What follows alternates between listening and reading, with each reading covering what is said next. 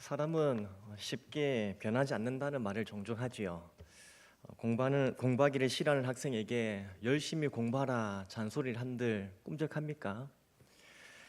방탕하고 게으른 사람에게 바르고 성실하게 살아야 합니다, 그렇게 건면해도 콧방귀만 끼죠. 그런데 어느 날부터 갑자기 달라질 때가 있습니다.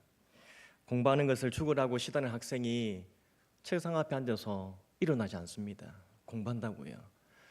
방탕하고 게으르던 사람이 예전의 삶을 청산하고 성실한 삶을 살기로 결단합니다. 어떻게 그런 일이 일어날까요? 특별한 계기가 있었기 때문이죠. 비전을 발견하면서 새로운 목표가 생겼다든지, 아니면 부모님이 돌아가시면서 유언을 남겼다든지, 아니면 누군가에게 특별한 사랑을 입어서 새로운 삶을 살겠다 결단하게 된 것입니다. 그랬더니 변화가 일어납니다. 바울은 그 누구보다 복음 전도의 열정이 대단했지요. 사실 그는 그런 사람이 아닙니다. 바울은 그리스도인들을 핍박했던 복음의 해방꾼이었습니다. 하지만 그랬던 바울이 예전의 삶을 청산하고 복음을 위한 일꾼이 되었습니다. 복음을 위해서 고생을 하고 핍박을 받는 것을 감수하면서까지 전도에 힘썼습니다. 얼마나 열심인지 오늘 본문 15절을 보시면 할 수 있는 대로 로마에 있는 이방인들에게도 복음을 전하겠다고 합니다. 그리고 로마서 15장 제일 마지막에 가시면요, 당시 사람들에게 있어서 땅끝으로 여겨졌던 서바나, 즉 스페인까지 가서 복음을 전하겠다고 합니다. 무엇 때문일까요? 바울은 무엇 때문에 복음을 전하는 일에 그렇게까지 열심을 내게 되었습니까? 자, 그 이유에 대해서 이제 오늘 본문 1장 14절에서 설명하는데요. 1장 14절 말씀 같이 한번 읽어보겠습니다. 시작. 헬라인이나 다 내가 빚진 자라. 아멘. 바울은 자신을 빚진 자라고 고백하고 있습니다. 아시다시피 이 빚은 물질의 빚이 아니죠. 바울이 말하는 빚은 복음의 빚입니다. 따라서 바울은 복음 때문에 갚을 빚이 있다고 고백하고 있는 것입니다. 이것이 바로 바울로 하여금 복음을 위한 전도자가 되게 한 계기입니다. 복음의 빚을 지었기 때문이죠. 자, 그렇다면 복음의 빚진 자라는 이 말이 무슨 의미입니까? 첫째는 복음을 통해서 먼저 큰 은혜를 입었다는 뜻입니다. 예수님을 믿기 전 바울은 복음을 전하는 자들을 핍박하고 잡아서 감옥에 넣고요, 하나님의 일을 방해했죠. 심지어 스데반의 순교에다 한몫 거들었던 죄인 중에 괴수였습니다. 그러나 예수님의 사랑과 복음의 능력은 그러한 바울까지도 사랑하고 품어주시고 용서해 주셨습니다. 그리고 복음으로 거듭난 바울은 세상이 줄 수 없는 참된 기쁨, 생명, 소망을 얻게 되었죠. 그것도 아직 예수님을 믿지 않는 유대인이나 또 복음을 듣지 못한 이방인들보다 먼저 복음을 받았고 복음의 은혜를 누리고 있습니다. 이처럼 바울은 복음을 통해서 엄청난 수혜를 입게 되었다는 겁니다. 때문에 그의 고백대로 그는 복음의 빚진 자가 되었다는 것이죠. 세계는 약 230개의 나라가 있고요, 17,000개의 종족이 있습니다. 17,000개의 종족요. 그런데 그 중에 아직도 복음이 들어가지 않고 복음을 듣지 못한 사람들이 많습니다. 그런데 우리나라는 어떻습니까? 복음이 들어왔습니다. 예수 믿고 구원받는 사람이 많고요. 어떻게 우리나라에는 복음이 들어왔을까요? 230개의 나라, 17,000여 개의 종족이 있는데 어떻게 이 작은 이 나라에는 복음이 들어오게 되었습니까? 우리나라에 무슨 특별한 것이 있습니까? 우리 민족에게는 뭔가 뛰어난 것이 있기 때문입니까? 아닙니다. 1885년 한국에 선교사로 오신 언더우드 선교사님의 기도 내용을 한번 들어보십시오. 이런 내용입니다. 주여, 지금은 아무것도 보이지 않습니다. 보이는 것은 그저 고집스럽게 얼룩진 어둠뿐, 어둠과 가난과 인습에 묶여있는 조선 사람뿐입니다. 그들은 왜 묶여있는지도 고통이라는 것도 모르고 있습니다. 고통을 고통인 줄 모르는 자에게 고통을 벗어주겠다고 하면 의심부터 하고 화를 냅니다. 당시 언더드 선교사님의 기도문이었어요. 이 나라를 볼 때 그렇다는 거죠. 보십시오. 당시 우리나라는 정말 소망이 없는 땅이었습니다. 또한 우리 민족은 복음을 귀한 줄도 모르고 배척했던 자격이 없는 사람들이었습니다. 그런데 하나님께서 이 땅에 선교사님을 보내주시고요, 복음의 씨앗이 뿌려지게 하시고 순교의 피를 흘리게 하심으로 복음의 열매를 거두게 하셨습니다. 따라서 우리나라에 복음이 들어오고 우리가 구원받은 백성이 된 것은 전적인 주님의 은혜이며 축복인 줄 믿습니다. 우리가 그 열매입니다. 여기 있는 우리 모두는 복음의 수혜를 입은 자, 오늘 이 말씀처럼 복음의 빚진 자가 되었다는 말씀입니다. 바울만 복음의 빚을 진 것이 아니라 하나님의 큰 은혜로 구원받은 우리도 복음의 빚진 자가 된 것이죠. 사랑하는 성도 여러분, 하나님의 은혜를 가장 크게 느끼는 사람이 누구일까요? 엄청난 기적을 경험한 사람입니까? 아니면 기도 응답을 많이 받은 사람입니까? 아닙니다. 하나님의 사랑을 크게 경험하는 사람은 자신의 자격 없음을 크게 깨닫는 사람입니다. 어떻습니까? 혹 나는 다른 사람들보다는 좀 특별하고 조금 나은 것이 있어서 구원받았다고 생각하는 분이 계십니까? 아무리 그래도 나는 그렇게 큰 죄는 아닌데 혹 그렇게 생각하는 분은 계십니까? 만약 그렇게 생각하는 분이 계시다면 대단히 큰 착각이죠. 하나님이 보시기에 우리는 정말 보잘것없고 자격 없는 죄인일 뿐입니다. 우리는 이 사실을 절실히 느낄 수 있어야 하는 것이죠. 내가 얼마나 큰 죄인인지, 그리고 이런 나를 향한 하나님의 사랑과 은혜가 얼마나 큰지를 매 순간 생각하며 살아갈 수 있어야 합니다. 그래야만 하나님의 은혜를 크게 경험할 수 있습니다.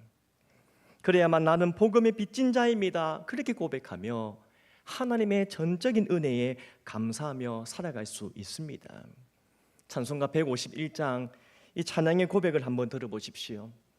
만왕의 왕 내 주께서 왜 고초당했나, 이 벌레 같은 날 위해 주 보혈 흘렸네.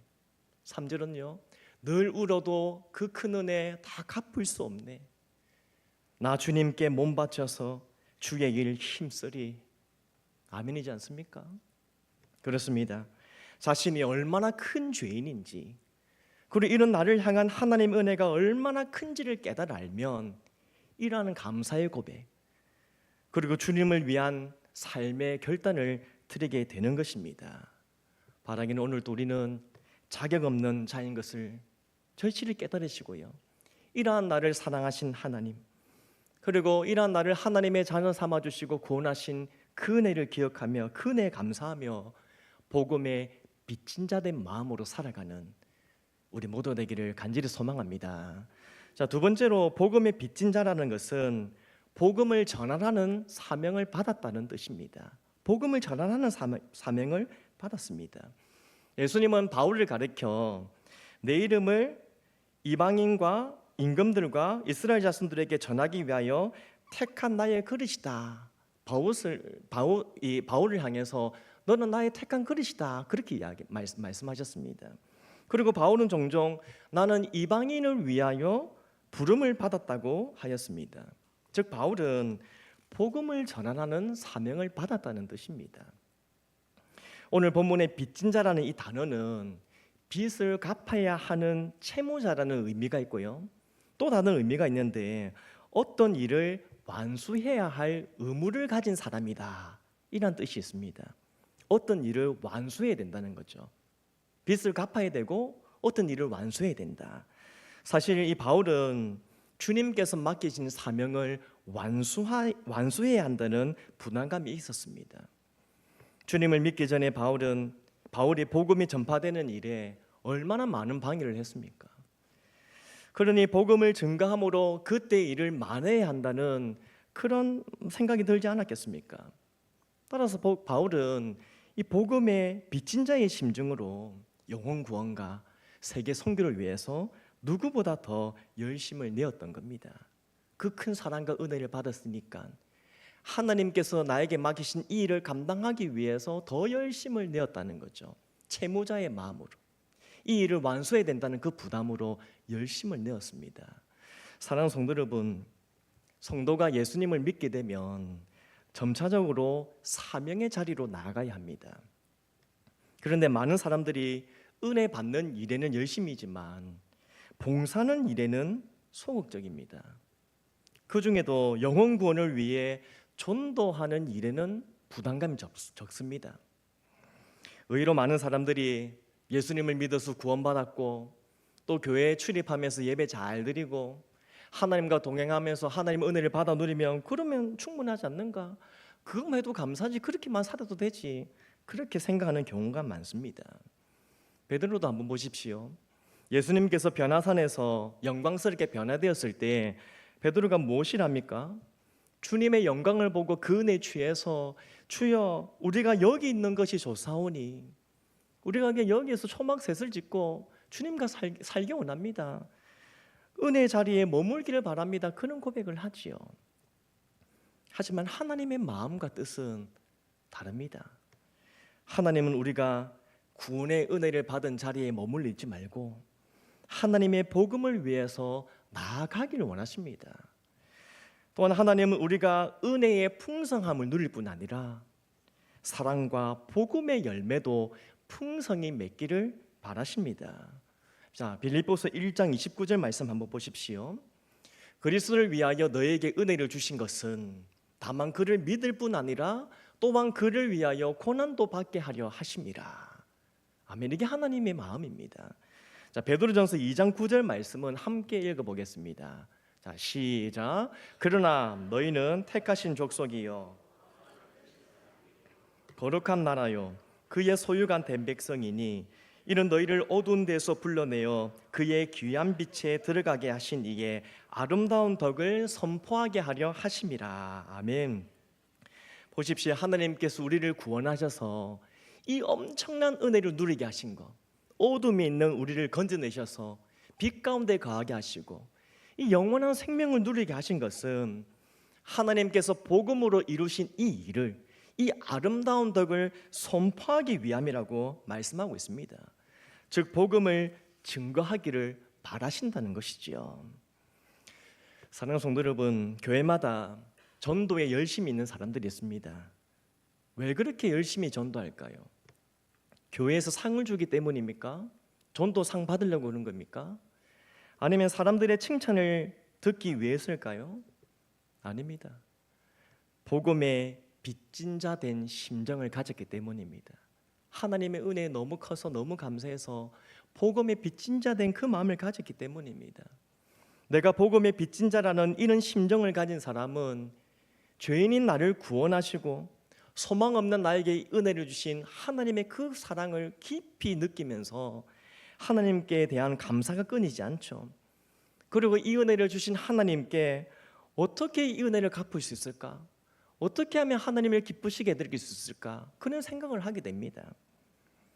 특별히 복음을 전하라는 이 사명, 복음으로 내가 구원받았기 때문에 이 복음을 전하라는 이 사명은 특별한 사람에게 주어진 것이 아니라 예수 믿고 구원받은 나에게 주신 사명, 내게 주신 사명을 알고 복음을 전합니다. 그렇습니다. 우리가 다른 사람보다 먼저 복음을 듣고 구원받았다면 우리 모두는 복음을 전하는 사명의 빚을 지었다는 사실을 기억해야 합니다. 바로 오늘 우리는 우리 모두는 다 복음의 빚진 자라는 이 생각을 가지고, 이 심정을 가지고 하나님께서 우리에게 맡기신 영혼 구원과 세계 선교를 향한 이 사명에 적극적으로 동참하는 우리 모두가 되기를 간절히 소망합니다. 그렇다면 복음의 빚진 자로서 복음 전도를 잘하려면 어떤 자세를 가져야 될까요? 어떻게 하면 전도를 잘할 수 있을까요? 많은 것이 있겠지만 그 중에 한 가지는 복음에 대한 확신을 가지는 것입니다. 자, 16절 말씀인데요. 16절 말씀 같이 한번 큰 소리를 읽어보겠습니다. 시작. 내가 복음을 부끄러워하지 아니하노니 이 복음은 모든 믿는 자에게 구원을 주시는 하나님의 능력이 됨이라. 먼저는 유대인에게요, 그리고 헬란에게로다. 아멘. 바울은 복음은 모든 믿는 자에게 구원을 주시는 하나님의 능력이라고 고백합니다. 그리고 복음은 유대인이나 헬라인이나 모두를 구원하시는, 어떤 사람이라도 구원해 주시는 하나님의 능력으로 확신합니다. 특별히 바울은 그 복음을 확신하면서 복음을 부끄러워하지 않는다, 이런 고백을 하는데요. 복음을 부끄러워하지 아니하노니, 이 표현은 소극적인 의미에서는 부끄러움을 참았다라는 의미지만 적극적인 의미로는 자랑스럽게 여긴다는 뜻입니다. 복음을 부끄러워하지 않는다, 이 말은 복음을 자랑스럽게 여긴다. 즉 바울은 복음이 부끄럽지만 애써 참고 있는 것이 아니라 복음의 능력을 확신하며 복음을 자랑하고 있다는 것입니다. 사실 당시 로마에 사는 사람들에게 있어서 십자가의 도는 어리석은 것이었죠. 정치, 경제, 사회, 문화, 학문, 이 모든 것의 중심지였던 이 로마의 강력한 힘, 그리고 뛰어난 지식, 또 그들의 철학을 볼 때 십자가의 도는, 이 복음은 자랑할 만한 것이 되지 못했습니다. 실제로 바울이 전도하는 동안 사람들의 시선이 곱지 않았죠. 사람들은 복음을 전하는 바울을 두고 어리석다, 아니면 미쳤다고도 합니다. 그러나 바울은 어디를 가든지 누구를 만나든지 복음을 부끄러워하지 않았습니다. 당당히 복음을 전했습니다. 왜냐하면 복음이 주는 능력을 믿었기 때문입니다. 즉 복음은 어떤 사람이라도 살리고 또 그들을 변화시킨다는 이 사실을 믿었다는 것입니다. 그렇습니다. 성도 여러분, 세상의 것은 아무리 훌륭해도요, 인류의 삶의 어느 정도만 개선할 수 있죠. 그리고 인간의 삶의 어느 부분에만 유익을 줄 뿐입니다. 하지만 복음은 어떻습니까?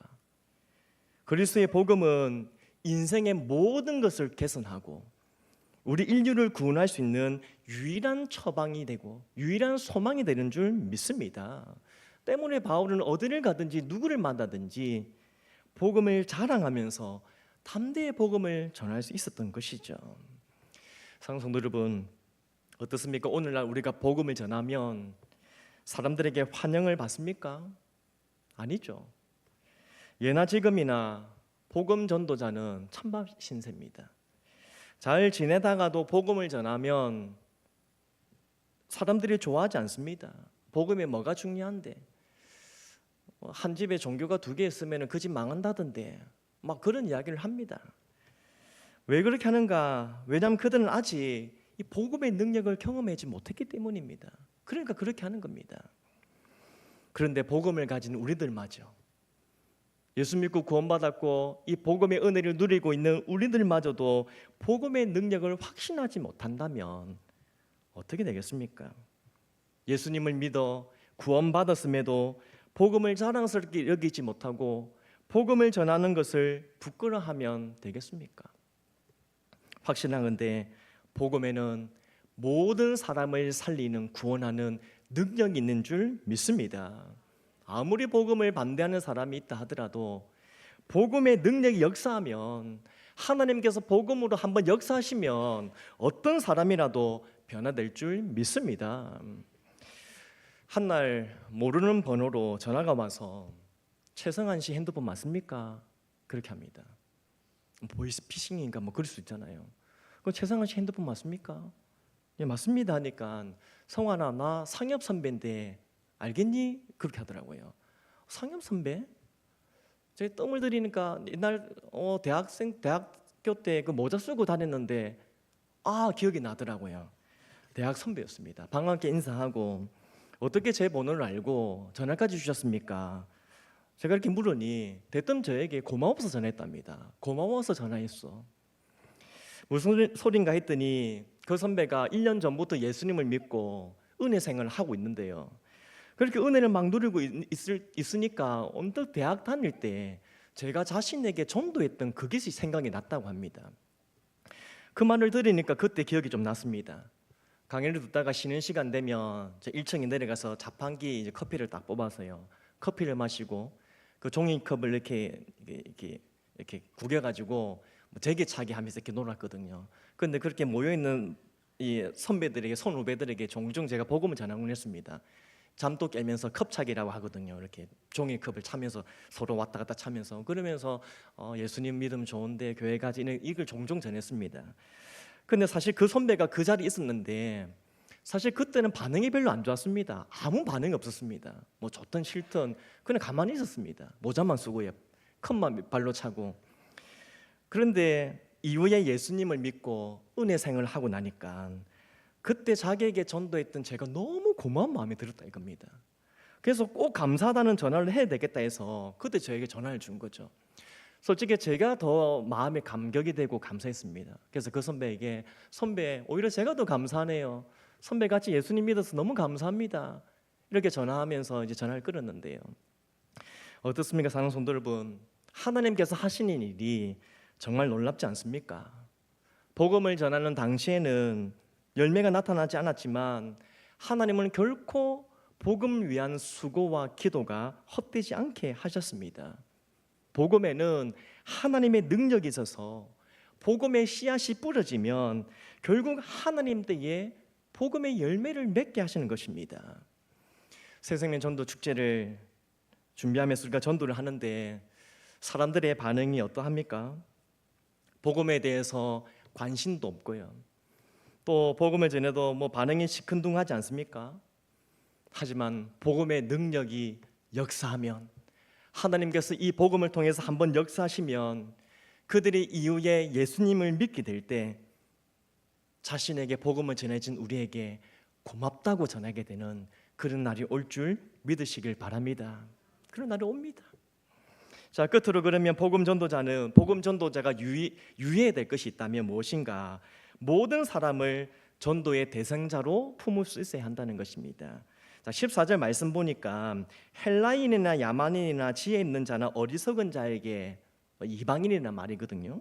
또 16절을 보시면 복음은 모든 믿는 자에게 구원을 주시는데 먼저는 유대인에게요 그리고 헬라인에게로다 말씀합니다. 즉 구원의 대상으로 유대인만이 아니라 이방인을 빼놓지 않았다는 것입니다. 아시다시피 유대인들에게 있어서 이방인은 구원에서 배제된 사람들입니다. 그들은 구원의 대상이 아니라 심판의 대상입니다. 그러나 하나님의 이 한없는 사랑과 구원의 은혜를 경험한 이 바울은 전도의 대상에서 이방인을 제외시키지 않습니다. 왜입니까? 하나님께서 그들도 사랑하시고 하나님께서 그들도 구원하기 원하신다는 사실을 깨달았기 때문입니다. 우리가 가지고 있는 이 편견과 선입견은 참 무섭죠. 좋아하는 사람에게는 모든 걸 주려고 하지만 싫어하는 사람에게는 작은 눈길도 주지 않습니다. 또 나의 판단으로 뭔가 가능성이 있겠다, 저 사람 전도할 수 있겠다, 이런 판단이 서면 어떻게든 해보려고 하지만 가능성이 없다고 생각하면 아무런 시도조차 하지 않습니다. 심지어 그런 사람을 위해서는 기도조차도 하지 않는 그런 경향이 있지요. 하지만 우리는 하나님의 마음과 계획은 다르다는 것을 생각해야 합니다. 하나님께서 사랑하시는 사람을 우리의 감정에 따라서 제외시키면 안 됩니다. 하나님께서 구원하실 사람을 우리 선에서 안 될 사람이라고 배제시켜서는 안 됩니다. 하나님은 모든 사람을 동일하게 사랑하시는 줄 믿습니다. 그리고 하나님께서 어떻게 누구를 어떤 방식으로 언제 구원하실지 우리는 알지 못합니다. 따라서 우리가 해야 할 일은 모든 사람을 향한 하나님의 마음을 가지고 복음의 빚진 자로서의 사명을 성실히 감당해야 한다는 것입니다.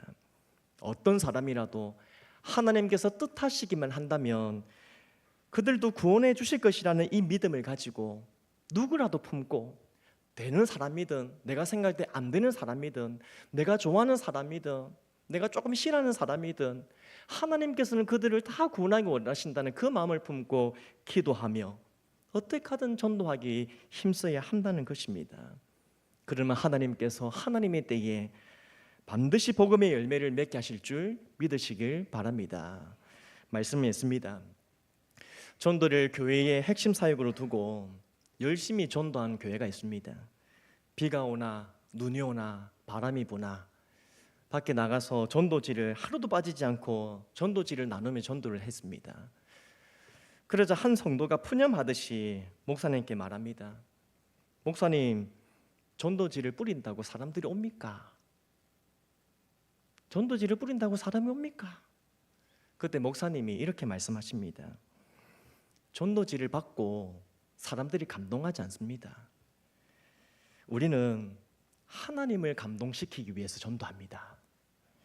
우리가 전도하는 것을 하나님께서 보시고 하나님께서 감동하시면 영혼을 부져주실 줄 믿습니다.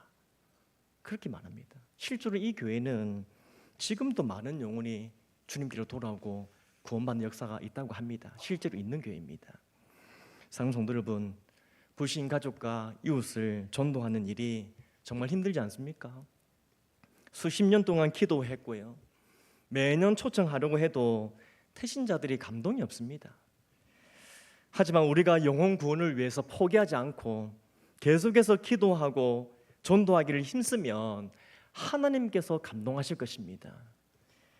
복음을 위한 우리의 헌신과 수고를 보시고 하나님께서 감동하시면 반드시 하나님 때에 구원의 열매를 맺게 하실 줄 믿습니다. 바라기는 복음의 은혜 그리고 복음의 사명의 빚진 자 된 마음을 가지고 복음을 자랑하고 끝까지 복음 전도 이 사명에 힘을 다하는 우리 모두 되기를 주님 이름으로 축복합니다.